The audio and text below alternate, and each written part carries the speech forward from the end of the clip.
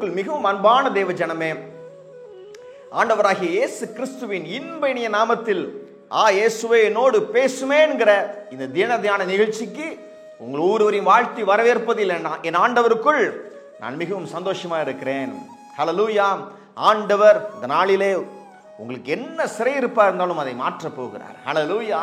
நம் ஆண்டவருடைய நல்ல வசனத்தை, இந்த நாளுக்குரிய வசனத்தை பார்ப்போம். வாருங்கள்.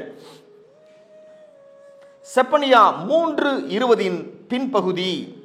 உங்கள் கண்காண நான் உங்கள் சிறையிருப்பை திருப்பும் போது பூமியில் உள்ள சகல ஜனங்களுக்குள்ளும் நான் உங்களை கீர்த்தியும் புகழ்ச்சியுமாக வைப்பேன் என்று கர்த்தர் சொல்லுகிறார்.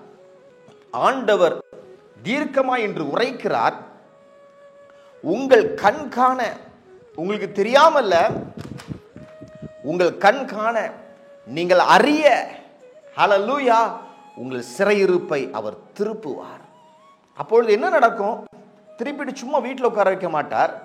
திருப்பி பூமியில் உள்ள சகல ஜனங்களுக்குள்ளும் உங்களை விசேஷமாய், ஸ்பெஷலாக கீர்த்தியும் புகழ்ச்சியுமாக அவர் வைக்க போகிறார் என்று அவர் பேசிக் கொண்டிருக்கிறார். அன்பான தேவஜனமே, பாருங்கள், யோசேப்புடைய வாழ்க்கையை எடுத்து பாருங்கள். 17 வயசா இருக்கும் பொழுது தன் தகப்பனை அவர் பிரிகிறார். அவர் சாதாரண தகப்பன் அல்ல. யாக்கோபின் விசேஷமான குமாரனாக யோசேப்பு இருந்த பொழுதும், பலவரன அங்கியை உடுத்திக் கொண்டிருந்த பொழுதிலும் அவர் தன் தகப்பன் அன்பை விட்டு அவர் பிரிந்து போகிறார். சகோதரர்களால் ஹேட் பண்ணப்படுறார், விரோதிக்கப்படுகிறார். ஹல்லேலூயா. அவர் வாழ்க்கையில் நடந்தது என்ன? எகிப்தில் போய் சேர்ந்தார், விற்கப்பட்டார். போத்திபார் மனைவி துரோகம் செய்து அவரை அனுப்பிவிட்டாள். ஹல்லேலூயா. அவர் சிறைச்சாலைக்கு போனார், சிறைச்சாலையில் இருந்தார். ஹல்லேலூயா. ஆனால் தேவன் அவரோடு எல்லா இடங்களிலும் இருந்தார். பாருங்கள், சிறைச்சாலையில் இருந்தார். அவர் வாழ்க்கை அப்படியே முடிஞ்சு போயிரும் என்று அவர் நினைக்கும் பொழுது நடந்தது என்ன? வாசிக்கிறேன். ஆதியாகமம் 41:14. அப்பொழுது பார்வோன் யோசேப்பை அழைப்பித்தான். அவர் தீவிரமாய் காவல் கிடங்கிலிருந்து கொண்டு வந்தார்கள். அவன் சவரம் பண்ணிக்கொண்டு வேறு வஸ்திரம் தரித்து பார்வோனிடத்தில் வந்தான். பாருங்கள், சடனாக, சடுதியாக யோசேப்பை அழைக்கிறாங்க. பாப்பா, பார்வோனிடத்தில் நீ போக வேண்டும் என்று கூட்டிக் கொண்டு போறாங்க. உடனே ஃபாஸ்டா அவரை பிடித்து கூட்டு போறாங்க. ஷேவ்லாம் பண்ணி வேற வஸ்திரம் தரித்து, ஹல்லேலூயா, பார்வோனிடத்தில் போய் நிற்கிறார். ஹல்லேலூயா. சிறையிருப்பிலே இருந்திருந்து செவரையே பார்த்து கொண்டிருந்த மனுஷன் பார்வோனுக்கு முன்பதாக போய் திடீர்னு நிற்கிறார். பாருங்க, சிறையிருப்பு திரும்பினது ஒரு நாளிலே. ஹல்லேலூயா. அடிமைத்தனத்தின் வாழ்வு ஒரு நாளிலே திரும்பினது.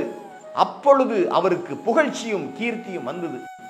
உங்க வாழ்க்கையில எந்த பாவமோ சாபமோ உங்களை கட்டியிருந்தாலும் அதிலிருந்து விடுபடுகிற நாளாக இந்த நாள் அமைய போகிறது.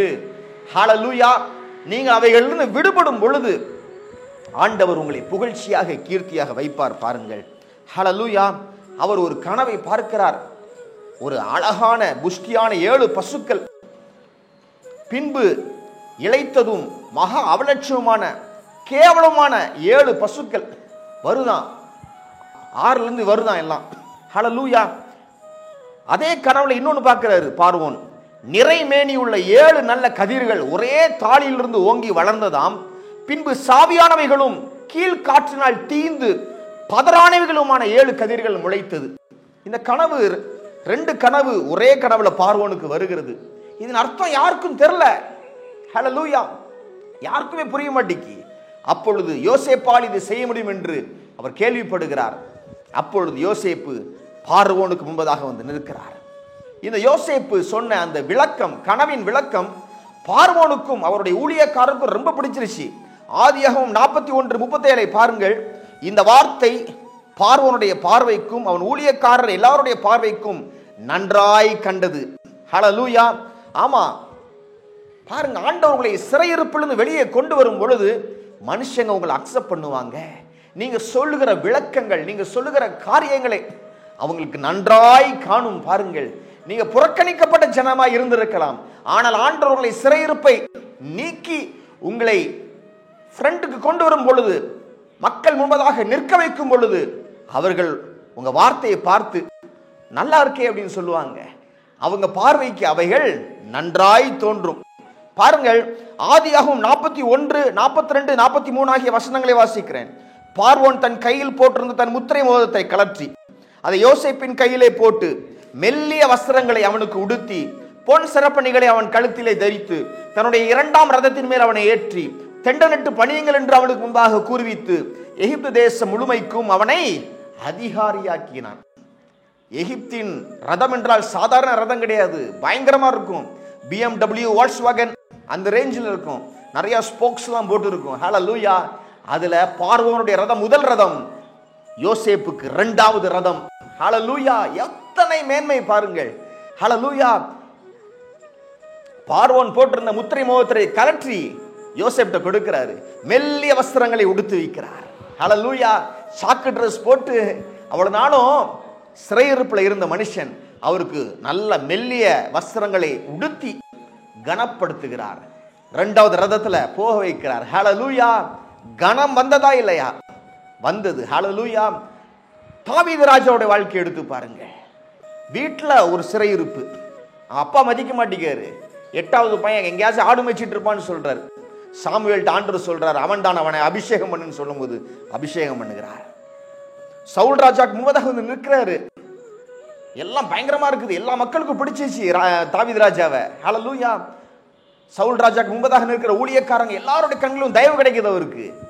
இதை பார்க்கிற சவுலுக்கு பொறாமை வந்தது. துரத்துகிறார் வனாந்திரத்திற்கு. ஹல்லேலூயா. வனாந்திரத்துல இருந்து சிறையிருப்பு ஆண்டவர் ஒரு நாள் அதை மாற்றி இஸ்ரவேலுக்கு ராஜாவாக மாற்றினார், யூதாவுக்கு ராஜாவாக மாற்றினார். ஹல்லேலூயா. எஸ், ஆண்டவர் உங்கள் சிறையிருப்பை மாற்றி சுற்றி இருக்கிற எல்லா ஜனங்கள் மத்தியிலும் உங்களை ஸ்பெஷலாக விசேஷமாக புகழ்ச்சியும் கீர்த்தியுமாய் வைக்க போகிறார். ஹல்லேலூயா. நாம் ஜெபிப்போம். பாருங்க. ஆண்டவரே, உம்முடைய நல்ல வசனங்களை கூறியிருக்கிறேன் அப்பா. எங்கள் சிறையிருப்பை நீர் மாற்ற போகிறீர். எங்களுடைய எல்லா அப்பா போராட்டங்களையும் நீர் மாற்ற போகிறீர். ஹல்லேலூயா. ஆண்டவரே, உமக்கு ஸ்தோத்திரம். எங்களை புகழ்ச்சியும் கீர்த்தியுமாய் வைக்க போகிறீர் ஆண்டவரே. அது எங்களுக்கு கனவாக இருக்க போவதற்காக உமக்கு நன்றி. அதாவது கனவா நிஜமா என்று எங்களால் கிரகிக்க முடியாத காரியங்களை கர்த்தர் செய்ய போகிறீர் ஆண்டவரே. அப்பா, அந்த ஜனங்கள் வாழ்வில் அதை நீ செய்ய போகிறீர். அவங்க சிறையிருப்பை மாற்றி அவங்களுக்கு வேண்டிய நன்மைகளினால் அவர்களை முடிசூட்ட போவதற்காக உமக்கு நன்றி ஆண்டவரே. உமக்கு நாங்கள் நன்றி செலுத்தி இந்த ஜெபத்தை எங்கள் நண்பர் இயேசு கிறிஸ்துவின் நல்ல நாமத்தில் ஏறெடுக்கிறோம் எங்கள் வல்ல பிதாவே. ஆமேன், ஆமேன்.